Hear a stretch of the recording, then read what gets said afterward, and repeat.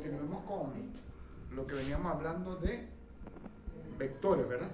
Y tenemos el siguiente ejemplo de paseo. Un excursionista, dice el ejemplo, un excursionista comienza un viaje al caminar primero 25 kilómetros hacia el sureste, desde su velocidad de su vehículo. Se detiene y levanta su tienda para pasar la noche. El segundo día camina 40 kilómetros en dirección a 60 grados al noroeste, punto en el que descubre una torre de guardabosque.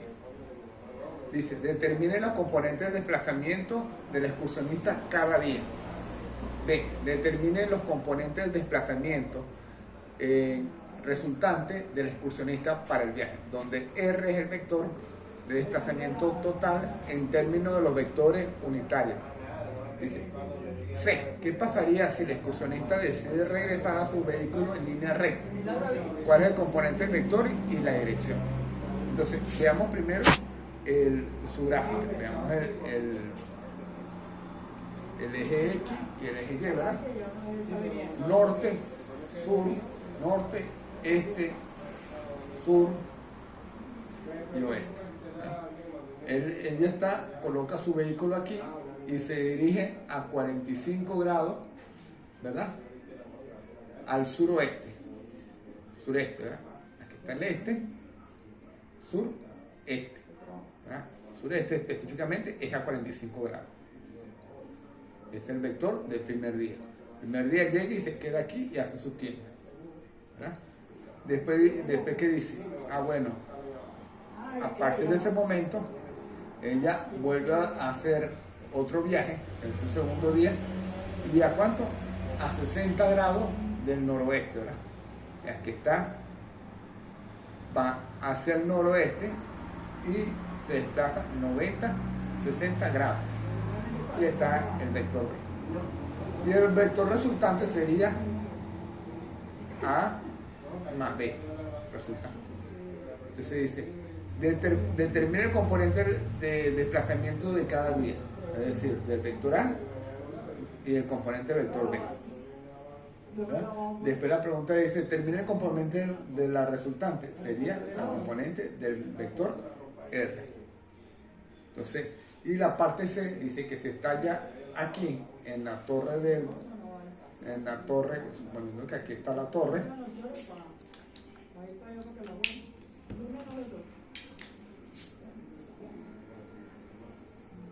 Ella se devuelve en línea recta hasta aquí, es decir, que desde el punto resultante vuelve otra vez a hacer la misma recorrido pero en sentido contrario. Si este vector está hacia allá, ahora el vector resultante de la evolución sería hasta aquí. Esta es la parte C. Entonces, veamos el problema en sí. En la parte A, determine los componentes de desplazamiento. El de vector A, ¿verdad? Dado que él arrancó y está en este sentido, tiene 45 grados, igual a la componente del vector A va a ser A coseno de 45, ¿verdad? A coseno de 45. Como si estuviésemos viendo el vector nada más en este sentido. Puro el componente este y el componente X y el componente Y. ¿Ya? Entonces el componente X sería A coseno de menos 45 porque estamos midiendo el ángulo en sentido horario. Entonces sería que ¿cuánto vale A? A vale 25 y el coseno de 45. Entonces el coseno de menos 45 es 0.7 por 25 da 17.7. ¿Verdad? Estamos hablando de kilómetros. 17.7 kilómetros. En el caso del componente el componente Y, que sería el componente que está aquí, ¿verdad? Este componente sería A seno de 45 y eso da menos 17.7, lo cual es lógico porque fíjense que también el eje de la Y hacia abajo es negativo y el seno de un ángulo es negativo en este caso. Entonces, para el efecto del vector B, ¿verdad? Tenemos el vector B en magnitud y a partir de un ángulo de 60 grados, nosotros podríamos determinar aquí sus componentes en X y su componente en Y. Su componente en X va a ser igual a B coseno de tita, y el componente en X, B coseno de tita, y componente Y sería B seno de tita, seno de 60 grados en todo caso. Entonces sería poner 40 por el coseno de 60, sería 0,5, da 20. Y el componente en Y sería 40 por el coseno de 60, por el seno de 60 por 0,866, 34,6. Ya con esto estaríamos respondiendo la parte A.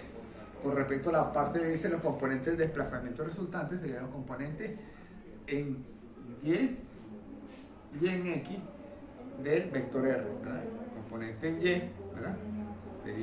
Este sería el Y y este sería el componente en X, ¿verdad?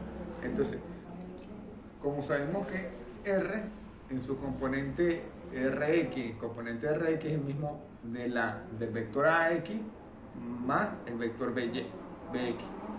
Y el componente de RY, el resultante sería AY más BY. Eso es lo que estamos aplicando, la fórmula que hemos visto anteriormente en el video. Y por lo tanto, si sumamos a X más BX, sería sumar esta más esta. 17 más 20 da 37. Y ahora voy a sumar el componente de la A en Y y B en Y. A en Y más B en Y, que sería menos 17 y el 34.